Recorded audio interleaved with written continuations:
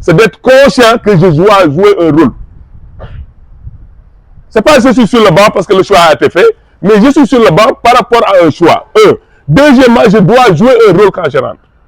Mais quand je passe un peu à côté de mon rôle, ça devient beaucoup plus difficile pour tout le monde.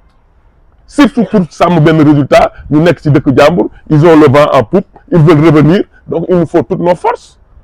Mais si on n'a pas toutes nos forces et on est dispersé un peu, ça revient à des problèmes. Ça revient à des problèmes. Maintenant, on prend des buts en fin de match. Chacun a sa vision sur ça. Chacun, je dirais pas responsabilité, mais chacun a son opinion sur ça. C'est ce qu'on va faire. On vous a proposé une situation sur les coups de pied arrêtés, depuis le début jusqu'à présent. L'on l'a terminé, offensive que défensive. Heureusement, on a marqué sur le plan offensif sur un coup de pied arrêté. Le premier but de Diouf. Là, ça a une amélioration. Mais les séquences, les carences sur le plan défensif existent. Hein? D'exécuter ce qu'on vous dit. Je vois des joueurs qu'on replace. Enfin, au départ du ballon, enfin, on ne le retrouve pas. C'est quoi? C'est la responsabilité du joueur, encore une fois.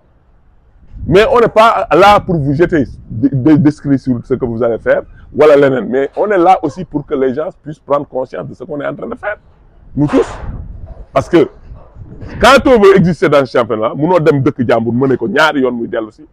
c'est un peu difficile parce qu'on a l'opportunité de le faire. De marquer, il revient. On joue encore, on marque encore. Mais ça va.